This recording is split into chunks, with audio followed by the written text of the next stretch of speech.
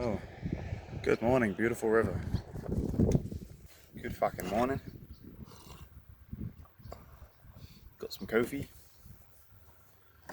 We're on a new book today.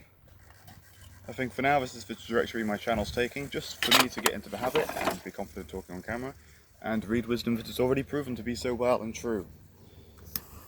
So I don't have to battle the concept of having my voice heard so much as, well, it's just my voice but not my ideas, quite. But it's things I agree with, but not fully at all, but it's useful, so just take what resonates, drop what don't. As I read, I've made the decision to read The Eye of Revelation. It's a very small book. It's a yoga practice which I practice, and it's very fucking good. There's a bigger book which goes, I think, more into the context of how they found this teaching. They had to hike off into the mountains of Tibet. And it's anti-aging. If you practice it daily, if you're disciplined, it's very bloody good for you. So, they advise not to smoke, but fuck that. For now. The Eye of Revelation, 1939 and 1946 editions combined, The True 5 Tibetan Rites, by Peter Kelder and Carolinda Witt. There's a little quote or a thing at the top saying, "So simple yet so powerful in their effect," says Susan Haywood, best-selling author of A Guide for the Advanced Soul. To all those who practice the 5 Tibetan rites. No, I am not going to read the contents, but I will read the author's note. This book is the first time Peter Kelder's classic story, The Eye of Revelation, written in 1939, has been combined with his updated 1946 edition. Kelder made significant changes to his instructions on how to perform the 5 Tibetan rites in his 1946 version, and added 2 entirely new chapters, which are included in this book. The Eye of Revelation is a compelling and long-lasting account of a Westerner known only as Colonel Bradford, who discovered a secret sect of monks living in a remote Tibetan monastery. Despite their advanced years, these monks were remarkably healthy and youthful. Bradford lived and studied with the monks for several years, where they taught him their secret to what some refer to as the Fountain of Youth. Bradford brought this knowledge back to the West, where it became known as the 5 Tibetan Rites of Rejuvenation. I wrote this book to give people the authentic, unadulterated words of the author Peter Kelder, as so many versions of the Eye of Revelation have since been produced.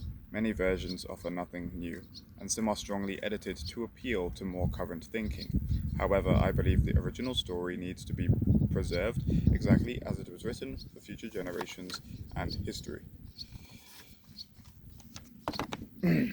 As a long-term teacher of the rites over the last 23 years, I have always found it essential to know Kelder's true words. I found it fascinating to compare his original 1939 and 1946 updated editions in great detail and see what he added and removed from the original text. For example, Kelder never used the word chakras when referring to what he describes as magnetic centers. He called them vortexes. This book contains Kelder's words and illustrations precisely as he created them long ago, produced here from the scans of rare books, the 1939 and 1946 editions of The Eye of Revelation, owned by the late antiquarian book collector and seller Jerry Watt. Rest in peace. Jerry and I shared a desire to keep the original words intact, and he gave me his scans with full permission to publish them as I saw fit. I hope you will find some of the tips I have shared with you useful and interesting. These include practice tips, additional instruction, and suggestions on what to avoid when learning the rites. There isn't space in this book to teach you all I know about learning and practicing the 5 Tibetan rites. So if you need more in-depth information, my book, The Illustrated 5 Tibetan Rites, or my online training course may be helpful to learn from. How this book is laid out. The first half of this book contains the 1939 version of the Eye of Revelation, and the second half contains the additional material added to the 1946 edition. Any important changes Kelder added or deleted in his updated 1946 edition are highlighted in bold or included in square brackets. Some of these are significant changes and will provide insights into what Kelder considered essential and what he felt needed changing. Most of Kelder's changes to his 1946 update were additional instructions on how to perform the rites. He added 2 new chapters and made significant edits to the publisher's foreword below.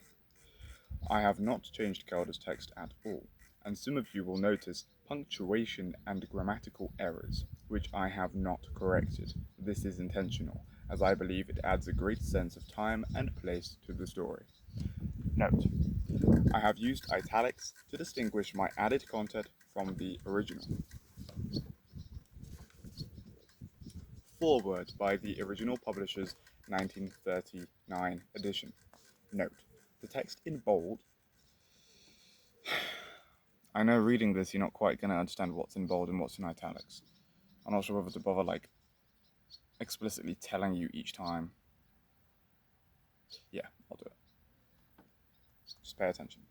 Note: the text in bold below was deleted from the 1946 update. The most significant alteration in the change is the change of wording from 25 centuries to just centuries for the date of origin of the rites. Wow, well, so the rites might be 25 centuries.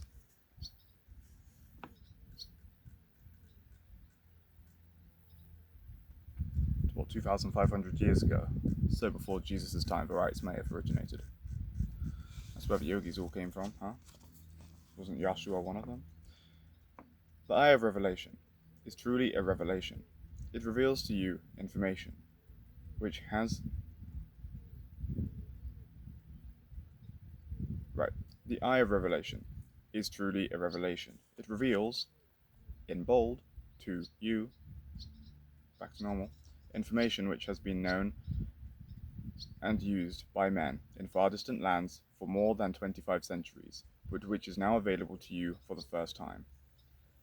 It's going to sound ridiculous if I keep saying bold, not bold, bold, not bold. So just get the book if you want to really study it, because it's also got diagrams on how to do the rites. I can explain it and I'll show you as best as I can, but it's definitely something worth looking into. Information which has been thoroughly tried and tested and which has been proven beyond a doubt to be the greatest gift ever bestowed on man in this material plane of existence. Information that will stem the tide of premature old age with its attendant weaknesses and senility. This is the information for which Ponce de Leon and thousands of others down through the ages would have given all they possessed, for with such information they quickly could have regained all that they had paid and more. The Eye of Revelation was added to the 1946 edition, produces remarkable mental and physical rejuvenation within a month. So much so, in fact, that one gains new hope and enthusiasm, with which to carry on. However, the greatest results come after the 10th week, when you stop to consider that the average man was replaced with person in the 1946 edition, has endured his afflictions from 20 to 30 years. To obtain such amazing results in such a short time as 10 weeks sounds almost miraculous. There is positively no limit to the improvement and progress one can make with this information. As long as you live and practice the Eye of Revelation, you will get more gratifying results. Not only will they be manifested in the material, but if the fortunate individual so desires, he can improve his mental world as well as all the other worlds to which man is heir. Most important, the information given in the Eye of Revelation was, for 25 centuries, confined strictly to men. Now, to the surprise and delight of all concerned, it has been found that women, too, get equally beneficial and amazing results. Now, after this long period of waiting, every adult, man or woman, can go on to grand and glorious things, regardless of age, environment, or circumstances. get started at once on the marvelous work of rejuvenation, transmutation, and youthification. May success, health, energy, power, vigor, virility, and life follow your footsteps forever. The publishers.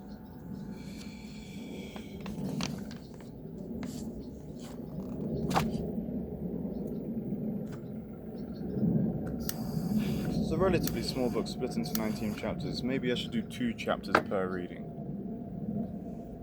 So far I haven't even done a chapter that was pre-log. 19 chapters, so if I was to do 1 now, then there's 18 left, which would be, if I'm doing 2 at a time, divided equally into 9, so that would produce 10 videos, 10 days worth. That'd be good enough.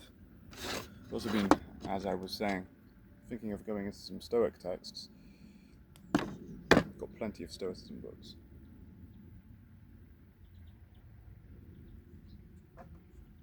Let's jump into chapter 1, eh? Chapter 1, Part 1, Colonel Bradford's Great Discovery.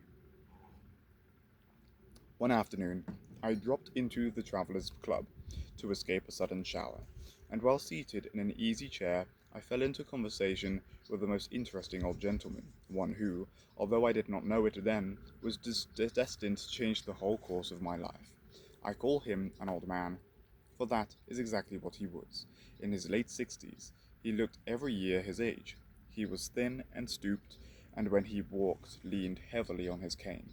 It developed that he was a retired British Army officer, who had likewise seen service in the diplomatic corps of the Crown.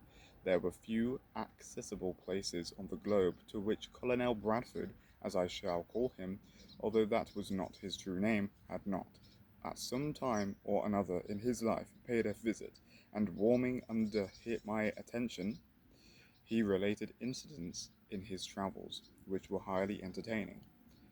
Needless to say, I spent an interesting and profitable afternoon listening to him. This was some years ago. We met often after that, and got along famously. Many evenings, either at his quarters or at mine, we discussed and discoursed until long past midnight. It was on one of these occasions I became possessed of a feeling that Colonel Bradford wanted to tell me something of importance, something close to his heart, which was difficult for him to talk about.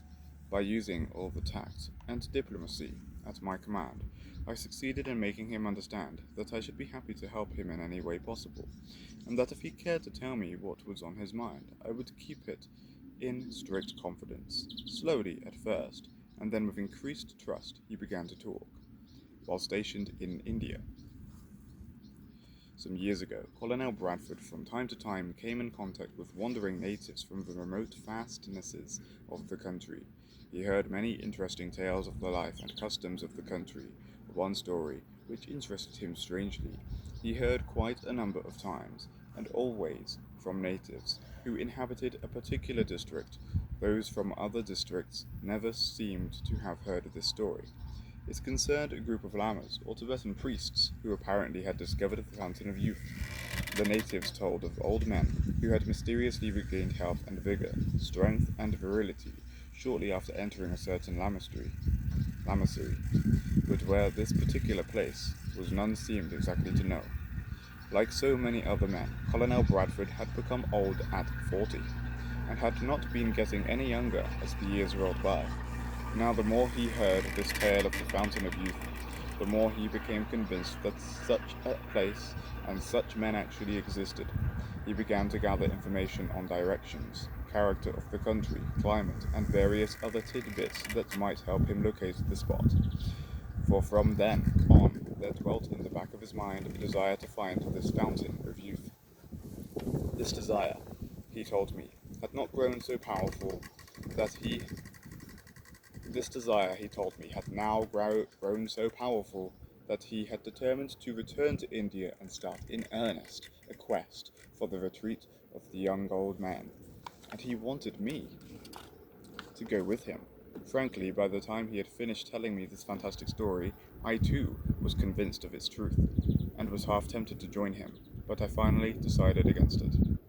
Soon he departed, and I consoled myself for not going with the thought that perhaps one should be satisfied to grow old gracefully, that perhaps the colonel was wrong in trying to get more out of life than was vouchsafed to other men. And yet, a fountain of youth, what a thrilling idea it was! For his own sake, I hoped that the old colonel might find it. Months passed in the press of everyday affairs. Colonel Bradford and his Shangri-La had grown dim in my memory, when one evening, on returning to my apartment, there was a letter in the colonel's own handwriting. He was still alive. The letter seemed to have been written in joyous desperation. In it, he said that in spite of maddening delays and setbacks, he actually was on the verge of finding the fountain. He gave no address. It was more months before I heard from him again. This time he had good news. He had found the fountain of youth. Not only that, but he was bringing it back to the States with him, and would arrive within the next 2 months. Practically 4 years had elapsed since I had last seen the old man. Would he have changed any? I wondered. He was older, of course, but perhaps no bolder, although his stoop might have increased a little. Then the startling idea came to me that perhaps this fountain of youth might really have helped him, but in my mind's eye I could not picture him differently than I had seen him last, except perhaps a little older. One evening I decided to stay at home by myself and catch up on my reading, maybe write a few letters. I had finally settled down to comfortable reading when the telephone rang. "A Colonel Bradford to see you, sir," said the desk clerk. "Send him up," I shouted, and casting the book aside, I hastened to the door. In a short time, a rap was heard on the door. I opened it in haste. For a moment I stared, and then, with dismay, I saw that this was not Colonel Bradford, but a much younger man. Noting my surprise, he said, "Weren't you expecting me?" "No," I confessed. "I thought it would be an old friend of mine, Colonel Bradford." "I came to see you about Colonel Bradford, the man you were expecting," he answered. "Come in," I invited. "Allow me to introduce myself," said the stranger, entering. "My name is Bradford." "Oh, you are Colonel Bradford's son," I exclaimed. "I have often heard him speak of you so often." I don't know why it says often twice, that doesn't sound correct. "You resemble him, somewhat." "No, I am not my son," he returned. "I am none other than your old friend Colonel Bradford, the old man who went away to the Himalayas." I stood in incredulous amazement at his statement. Then it slowly dawned upon me that this really was the Colonel Bradford whom I had known. But what a change had taken place in his appearance.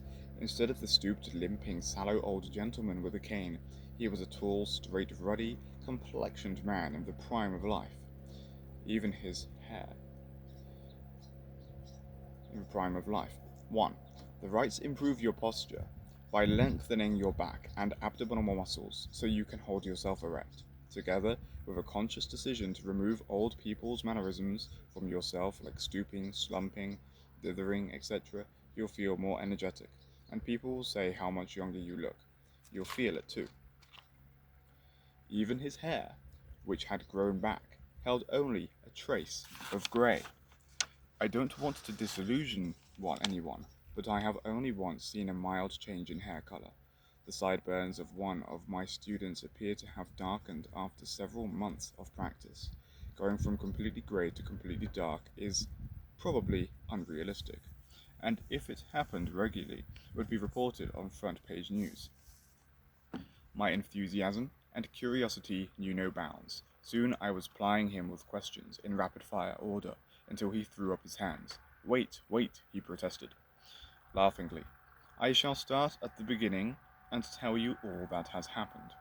And this he proceeded to do. Upon arriving in India, the colonel started directly for the district in which lived the natives, who had told of the Fountain of Youth. Fortunately, he knew quite a bit of their language. He spent a number of months there making friends with the people and picking up all the information he could about the lamestry he sought. It was a long, slow process, but his shrewdness and persistence finally brought him to the coveted place he had heard about so often, but only half believed existed. Colonel Bradford's account of what transpired after being admitted to the lamasery sounded like a fairy tale. I only wish that time and space permitted me to set down here all of his experiences, the interesting practices of the lamas, their culture, and their utter indifference to the workaday world. There were no real old men there. To his surprise, the lamas considered Colonel Bradford a quite novel sight, for it had been a long time since they had seen anyone who looked as old as he.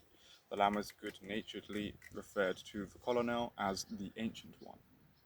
For the first 2 weeks after I arrived, said the colonel, I was like a fish out of water. I marveled at everything I saw, and at times could hardly believe what my eyes beheld. I soon felt much better, was sleeping like a top every night, and only used my cane when hiking in the mountains. A month after I arrived, I received the biggest surprise of my life. In fact, I was quite startled. It was the day I entered for the first time a large, well-ordered room, which was used as a kind of library for ancient manuscripts. At one end of the room was a full-length mirror. It had been over 2 years since I had last seen my reflection, so with great curiosity I stepped in front of the glass. I stared in amazement, so changed was my appearance. It seemed that I had dropped 15 years from my age. It was my first intimation that I was growing younger. But from then on I changed so rapidly that it was apparent to all who knew me. Soon the honorary title of the Ancient One was heard no more. A knock at the door interrupted the colonel. I opened it to admit a couple of friends from out of town who had picked this most inauspicious time to spend a sociable evening with me. I had my disappointment and chagrin as best I could. I hid my disappointment and chagrin as best I could and introduced them to Colonel Bradford. We all chatted together for a while, and then Colonel said, rising, I am sorry that I must leave so early, but I have an appointment with an old friend who is leaving the city tonight. I hope I shall see you all again shortly. At the door he turned to me and said softly, Could you have lunch with me tomorrow? I promise. If you do so, you shall hear all about the Fountain of Youth.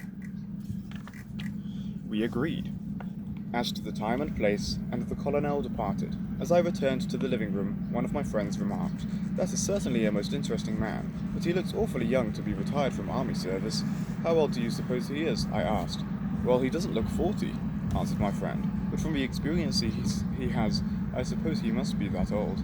Yes, he's all of that, I replied evasively, and deftly turned the conversation into another channel. I thought it best to arouse no wonderment regarding the colonel until I knew what his plans were. The next day, after having lunch together, we repaired to the colonel's room in a nearby hotel, and there at last he told me about the Fountain of Youth. The first important thing I was taught about entering the lamasery, he began, was this. The body has 7 centers, which, in English, could be called vortexes. These are kind of magnetic centers. They resolve at a great speed in the healthy body, but when slowed down, well, that is just another name for old age, ill health, and senility. There are 2 of these vortexes in the brain, one at the base of the throat, another in the right side of the body in the region of the liver, one in the sexual center, and one in each knee. These spinning centers of activity extend beyond the flesh in the healthy individual, but in the old, weak, senile person, they hardly reach the surface, except in the knees. The quickest way to regain health, youth, and vitality is to start these magnet centers spinning again. There are but 5 practices that will do this. Any one of them, especially the first, added to the 1946 edition, will be helpful, but all 5 are required to get glowing results. These 5 exercises are really not exercises at all, in the physical culture sense. The lamas think of them as rites, and so instead of calling them exercises or practices, we too shall call them rites.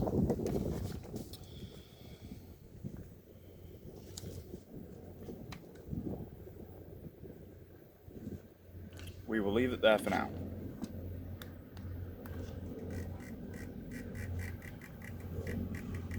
No, we won't. They go into the first practice within chapter 1, so we're going to go straight into the first practice. There are 7 psychic vortexes in the physical body.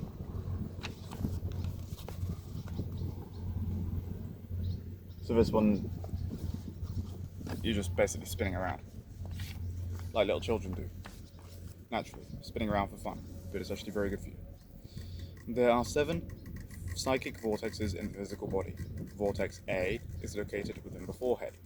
Vortex B is located in the posterior part of the brain.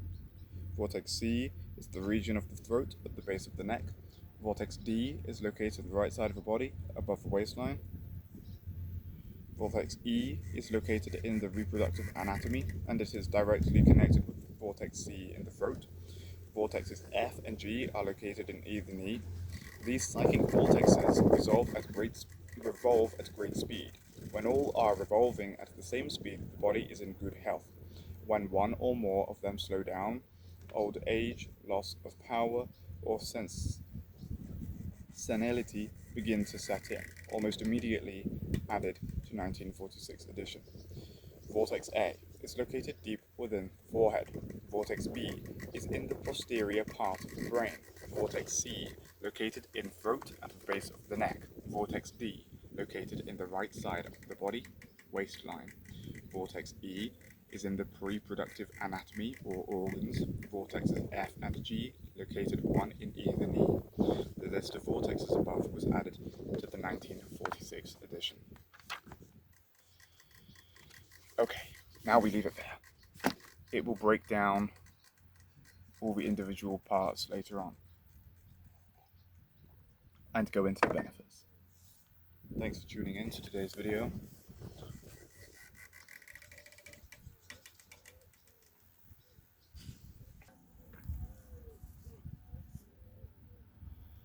Thanks for tuning into today's cigar, coffee, and the Eye of Revelation. This channel is dedicated for now to reading books and sharing wisdom. Books which I have already read and deem worthy of being on this channel.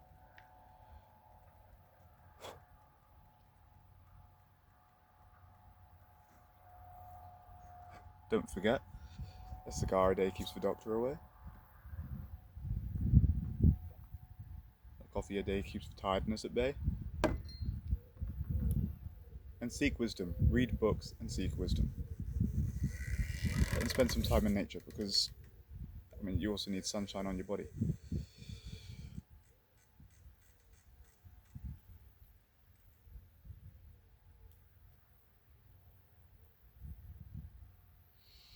Stay tuned for tomorrow, where I continue to unravel the secrets of longevity. Peace out.